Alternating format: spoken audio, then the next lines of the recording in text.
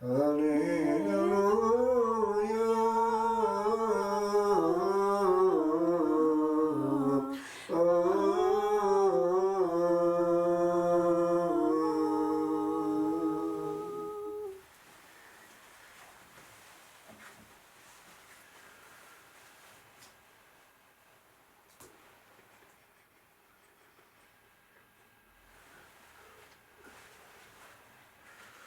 Lord be with you. And with your spirit. A reading from the Holy Gospel according to Luke. Glory to you, O Lord. The Pharisees and their scribes said to Jesus, "The disciples of John fast often and offer prayers, and so do the disciples of the Pharisees, but yours eat and drink." And Jesus said to them, "Can you make wedding guests fast while the bridegroom is with them? The days will come when the bridegroom is taken away from them, and then they will fast in those days." He told them a parable also. "No one tears a piece from a new garment and puts it upon an old garment. If it does, he will tear the new, and the piece from the new will not match the old. And no one puts new wine into old wineskins. If he does, the new wine will burst the skins, and it will be spilled, and the skins will be destroyed. But new wine must be put into fresh wineskins. And no one after drinking old wine desires new, for he says, 'The old is good.'" The Gospel of the Lord. Praise to you, Lord Jesus Christ.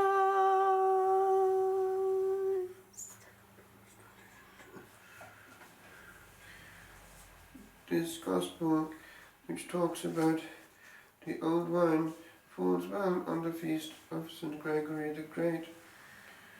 His name is associated with the chant of the Church, for he codified the already existing body of chant, and that chant has gone on. He also codified the liturgy of the Church in the Gregorian Sacramentary, and when he sent St. Augustine and the 40 monks to evangelize England, there was this contact with the See of Peter in liturgical books, for more books were sent later on, and the fact that the Cathedral of Canterbury was dedicated to St. Peter says much about the way in which they looked to Rome for their standard. And essentially the Mass that we have until the Second Vatican Council is that St. Gregory knew. The body of chant grew and developed as time went on, but always in the same mode. And it has the advantage of never aging. It doesn't become hackneyed from repetition. And when it is accompanied by not organ, but echo in a large empty church, it has the effect of the centuries, and one hears the centuries therein. We had that blessing at St. Antimo, the beauty of simplicity. We don't need to add to it. It is mighty. He was from Rome itself and followed the cursus honorum to become, at the very apex, prefect of Rome. So he had much experience in temporal issues. But he was touched deeply by grace and became a monk, and as a monk gave us important documents, notably that of the life of St. Benedict. He's our only source directly. But because of his experience, he was used when only a deacon actually as legate to Constantinople, and he was in these circles of important church contacts, which explains how he was chosen as the Pope itself on this day, the 3rd of September. He died actually on another day, the 12th of March in 604. But he kept Rome together at a very difficult political time, including barbarian invasions, he laments in his heart the simplicity of the cloister, and we have this cri de coeur coming from him when he was Pope.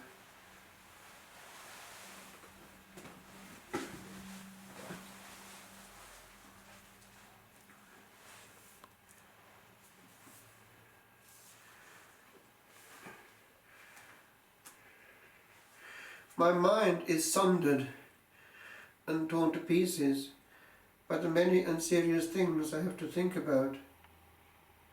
When I try to concentrate and gather all my intellectual resources for preaching, how can I do justice to the sacred ministry of the Word? I am often compelled, by the nature of my position, to associate with men of the world, and sometimes I relax the discipline of my speech. If I preserved the rigorously inflexible mode of utterance that my conscience dictates, I know that the weaker sort of men would recoil from me, and that I could never attract them to the goal I desire for them. So I must frequently listen patiently to their aimless chatter.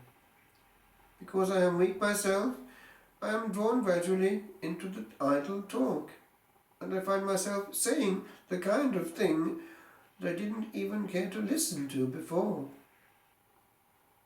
I enjoy lying back where I once was loath to stumble. The Latin actually is far more succinct and powerful, poetic and strong as Latin can be in the hands of these great experts, Gregory, Augustine and so on. These great doctors of the Church, even the four main ones in the West.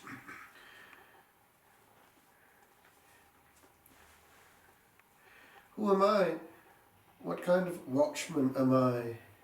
By the way, that is an echo of his pastoral rule, which actually I had to translate years ago because we were working on these ancient texts, being with the modern English, with the vocabulary movement years ago for New City Press, Citanova. And there was this document that came from his hand, the pastoral rule, which is a gem and has never lost its value. I noticed when translating it how pithy, dense and accurate it is. It's psychologically accurate. Human nature never changes, and he sees all its nooks and crannies and comments on them. Very powerful work, and it's actually the volume, the handbook that had the greatest influence on souls, especially clerical souls, until probably the publication, much later in time, of the Imitation of Christ. Who am I? What kind of watchman am I? I do not stand on the pinnacle of achievement. I languish rather in the depths of my weakness. And yet, the Creator and Redeemer of mankind can give me, unworthy though I be, the grace to see life whole and power to speak effectively of it. It is for love of him that I do not spare myself in preaching him. And he goes on at length in the pastoral one about the importance of preaching, because if one doesn't, one is what he calls a dumb dog. Canes multi, these dumb dogs unable to bark. That's a scriptural expression. And so he sees and warns all the obligations. With regard to this specific question, he himself was available unto all, and we have from his pen that expression which is carried on regarding the Holy Father, servus servorum Dei, the servant of the servants of God. That is true ministry, for ministry is actually service. It's not as though we're there on a pinnacle to lord it over people, but we're there to help them to get to the pinnacle themselves, the pinnacle of glory. This then is the saint of this day. He, I'm sure, would be horrified by what we have done to liturgy in one generation or two, as though we'd grown up all of a sudden and all those who went before us were just old-fashioned. Actually, it's not the case. We are big children, proud and independent with regard to our parents, 20 millennia of saints.